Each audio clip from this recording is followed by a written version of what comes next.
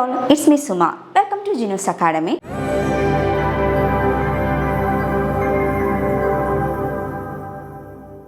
ഞാൻ ഇന്ന് നിങ്ങൾക്ക് ഇവിടെ പറഞ്ഞു തരാൻ പോകുന്നത് സ്പീക്കിങ്ങിൻ്റെ കുറച്ച് ടിപ്സ് ആൻഡ് ട്രിക്സുകളാണ്. സോ നോക്കിയാലോ എന്തൊക്കെയാണെന്ന്. ഇപ്പം എക്സാം എഴുതി കഴിയുന്ന പലർക്കും ഡൗട്ടുണ്ട്, എന്തുകൊണ്ടാണ് അവരുടെ സ്പീക്കിങ്ങിൻ്റെ മാർക്ക് കുറയുന്നത്, അവർക്ക് എന്തുകൊണ്ടാണ് റിക്വയർഡ് സ്കോർ കിട്ടാത്തത്, അവർ കറക്റ്റായിട്ട് സ്പീക്കിംഗ് അറ്റൻഡ് ചെയ്തിട്ടും അവർ 5 മിനിറ്റ്സിൽ കറക്റ്റായിട്ട് ടാസ്ക് കംപ്ലീറ്റ് ചെയ്തിട്ടും എന്തുകൊണ്ട് അവർക്ക് മാർക്ക് കുറയുന്നു. ചിലർക്ക് 340 വന്നിട്ട് നിൽക്കും, ചിലർക്ക് 330 വന്നിട്ട് നിൽക്കും. എന്തുകൊണ്ട് അവരുടെ സ്കോർ റിക്വയർഡ് സ്കോറിലോട്ട് എത്തുന്നില്ല. സോ നമുക്ക് നോക്കാം എന്തുകൊണ്ടാണ് നമുക്ക് നമ്മുടെ റിക്വയർഡ് സ്കോർ കിട്ടാത്തതെന്ന്. ഇതിനകത്ത് മെയിനായിട്ടും കുറേ ഫാക്ടേഴ്സ് ഉണ്ട്. ചിലപ്പോൾ നമ്മൾ എത്ര നന്നായിട്ട് പറഞ്ഞെന്ന് പറഞ്ഞാലും നമ്മൾ അതിൽ കുറച്ച് കോൺസെൻട്രേഷൻ ചെയ്തില്ലെങ്കിൽ നമ്മുടെ മാർക്ക് കുറയാം.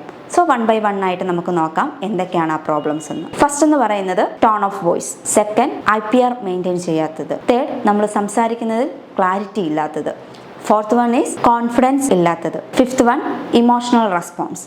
സോ നമ്മൾ ഈ 5 കാര്യങ്ങളും നമ്മുടെ സ്പീക്കിങ്ങിൽ ശ്രദ്ധിച്ചില്ലെങ്കിൽ നമുക്ക് നമ്മുടെ റിക്വയർഡ് സ്കോർ കിട്ടത്തില്ല. സ്പീക്കിങ്ങിൽ ഇമ്പോർട്ടൻ്റ് ആണ് ടോൺ ഓഫ് വോയിസ് എന്നത്. കാരണം എന്താ, പേഷ്യൻ്റ് ഒരു സങ്കടമായിട്ടുള്ളൊരു കാര്യം പറയുവാണ്. സോ നമ്മൾ അതിന് റെസ്പോണ്ട് ചെയ്യുന്നത് സന്തോഷമുള്ള രീതിയിലാണെങ്കിൽ അവിടെ നമുക്ക് മാർക്ക് സ്കോർ ചെയ്യാൻ പറ്റുമോ? ഒരിക്കലുമില്ല. അല്ലെങ്കിൽ നിങ്ങൾ സംസാരിക്കുന്നത് ഒരേ ടോൺ ഓഫ് വേയിലാണെങ്കിൽ നമുക്ക് മാർക്ക് സ്കോർ ചെയ്യാൻ പറ്റുമോ? ഇല്ല. കാരണം എന്താ, നമ്മൾ പേഷ്യൻ്റെ സന്തോഷത്തെയോ സങ്കടത്തെയോ നമ്മൾ അഡ്രസ്സ് ചെയ്യുന്നില്ല.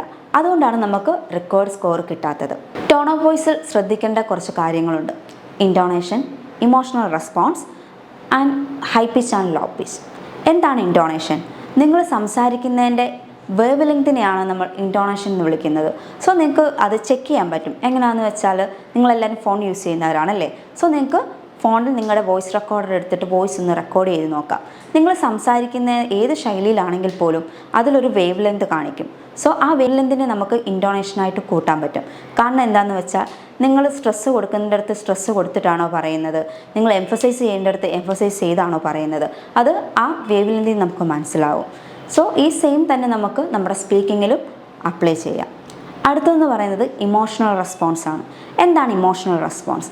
പേഷ്യൻ്റ് സങ്കടമായിട്ട് പറയുന്ന ഒരു കാര്യം നമ്മൾ അതേ രീതിയിൽ മനസ്സിലാക്കി അതേ രീതിയിൽ നമ്മൾ റെസ്പോണ്ട് ചെയ്യുന്നുണ്ടോ, അതാണ് ഇമോഷണൽ റെസ്പോൺസ്. പേഷ്യൻ്റ് ഒരു കാര്യം ചെയ്തു, നമ്മൾ ഫോളോ ചെയ്യാൻ പറഞ്ഞ കാര്യം ചെയ്തു എന്ന് പറഞ്ഞിട്ടുണ്ടെങ്കിൽ അത് നല്ല കാര്യമാണോ അതോ ബാഡായിട്ടുള്ള കാര്യമാണോ? ഒബ്വിയസ്ലി അത് നല്ല കാര്യമായിരിക്കും അല്ലേ. സോ നമ്മൾ എന്ത് ചെയ്യും, അത് അപ്രിഷ്യേറ്റ് ചെയ്യണം. അപ്പോൾ ആ അപ്രിഷ്യേറ്റ് ചെയ്യുമ്പം നമ്മൾ വിഷമത്തോടെ അപ്രിഷ്യേറ്റ് ചെയ്യാൻ പറ്റുമോ? ഒരിക്കലുമില്ല. പേഷ്യൻ്റ് അത് ചെയ്തു, അത് നല്ല കാര്യമാണ് എന്നുള്ള രീതിയിൽ നമ്മൾ എടുത്തിട്ട് അതിനെ അപ്രിഷ്യേറ്റ് ചെയ്യണം. എങ്ങനെ ചെയ്യാം? Well John, I appreciate that you are doing well എന്ന് പറയുമ്പം പേഷ്യൻ്റ് അതൊരു എൻകറേജ്മെൻ്റ് ആയിരിക്കും. കാരണം എന്താ, നമ്മൾ പേഷ്യൻ്റ് ചെയ്ത കാര്യത്തെ അപ്രിഷ്യേറ്റ് ചെയ്തിട്ടുണ്ട്. സോ പേഷ്യൻ്റ് അത് ചെയ്യുന്നത് വീണ്ടും തുടരും. അതേസമയം പേഷ്യൻറ്റിനോട് നമ്മൾ ഒരു കാര്യം പറയുവാണ്, പേഷ്യൻ്റ് എന്താ ക്യാൻസർ ആണെന്ന് പറയുവാണ്. ക്യാൻസർ എന്താണ്, ഒരു ലൈഫ് ലോങ് ഡിസീസാണ്. പേഷ്യൻ്റ് എപ്പോഴും എന്തായിരിക്കും, ക്യാൻസർ ആയതുകൊണ്ട് പേഷ്യൻ്റ് എപ്പോഴും വിഷമത്തിലിരിക്കുമായിരിക്കും അല്ലേ. സോ അങ്ങനെ വിഷമത്തിലിരിക്കുന്ന പേഷ്യൻറ്റിനോട് നമുക്ക് സന്തോഷത്തിൽ സംസാരിക്കാൻ പറ്റുമോ? ഒരിക്കലുമില്ല. സോ നമ്മൾ എങ്ങനെയായിരിക്കണം സംസാരിക്കേണ്ടത്? പേഷ്യൻ്റ് ക്യാൻസർ ആണ്, പേഷ്യൻ്റ് ആ ക്യാൻസറിനെ പറ്റി കൺസേൺ പറയുവാണെങ്കിൽ നമ്മൾ എങ്ങനെ റെസ്പോണ്ട് ചെയ്യും? നോർമൽ വേ ഓഫ് ടോക്കിലാണെങ്കിൽ നമ്മളിങ്ങനെ പറയും, I'm sorry to hear that John എന്ന് പറയും. സോ നമ്മുടെ റോൾ പ്ലേയിൽ അത് പാടില്ല. നമ്മൾ ആ വിഷമം പേഷ്യൻ്റ് മനസ്സിലാവണം, നമുക്ക് വിഷമമുണ്ട്, പേഷ്യൻ്റ് ഈ അവസ്ഥയിൽ നമുക്ക് വിഷമമുണ്ടെന്ന് പേഷ്യൻ്റ് മനസ്സിലാവണം. അപ്പോൾ നമ്മൾ എങ്ങനെ പറയും? I'm really sorry to hear that John, don't worry about that, I'm here to help you. So അത് കേൾക്കുമ്പോൾ പേഷ്യൻ്റ് നമ്മളോട് കുറച്ചും കൂടി കാര്യങ്ങൾ ചോദിച്ച് മനസ്സിലാക്കാൻ തോന്നണം.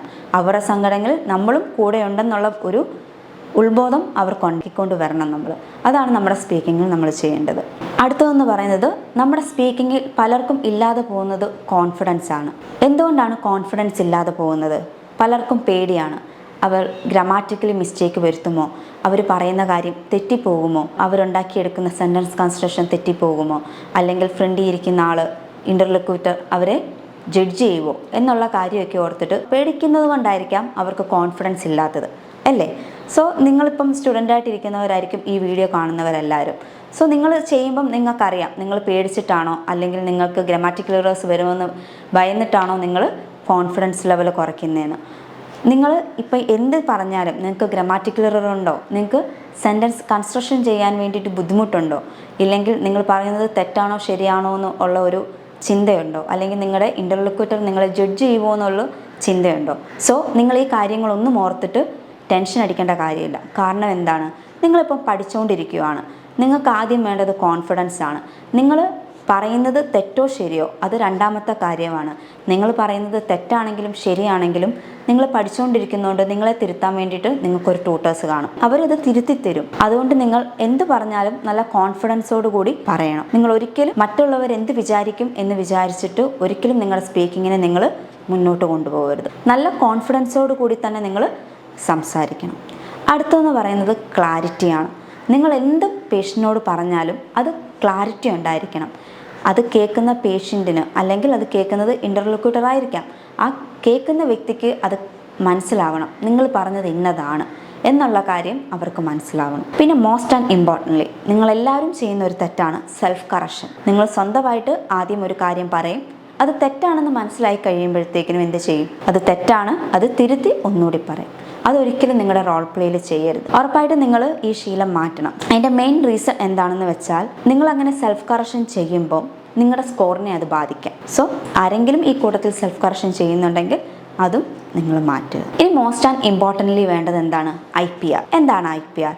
Interpersonal relationship. നമ്മളും നമ്മുടെ മുന്നിൽ ഇരിക്കുന്ന ആളുമായിട്ട് നമുക്കൊരു റിലേഷൻഷിപ്പ് വേണം. നമ്മുടെ സ്പീക്കിംഗ് ടാസ്കിൽ അവർ തന്നിട്ടുണ്ട് നമ്മളായിരിക്കണം നമ്മുടെ റോൾ പ്ലേയെ കൊണ്ടുപോകേണ്ടതെന്ന്, അല്ലേ? നമ്മൾ ഇനിഷ്യേറ്റ് എടുത്ത് വേണം റോൾ പ്ലേയെ മുന്നോട്ട് കൊണ്ടുപോകാമെന്ന് പറഞ്ഞിട്ടുണ്ട്. എന്ന് വെച്ചിട്ട് അവർ പറഞ്ഞിട്ടില്ല നമ്മൾ മാത്രമേ സംസാരിക്കാവൂ എന്ന്.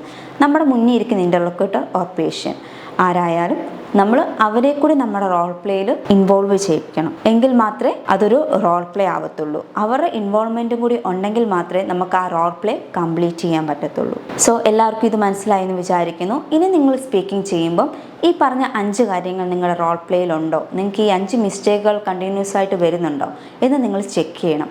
ചെക്ക് ചെയ്തതിന് ശേഷം നിങ്ങൾ അതിലൊരു മാറ്റം വരുത്തണം. മാറ്റം വരുത്തി കഴിയുമ്പോഴത്തേക്കിനും നിങ്ങൾക്കിപ്പം 340 അല്ലെങ്കിൽ 350 എന്നുള്ള സ്കോറാണ് നിൽക്കുന്നതെങ്കിൽ ഉറപ്പായിട്ടും നിങ്ങൾക്കത് ഉയർത്തിക്കൊണ്ട് വരാൻ പറ്റും.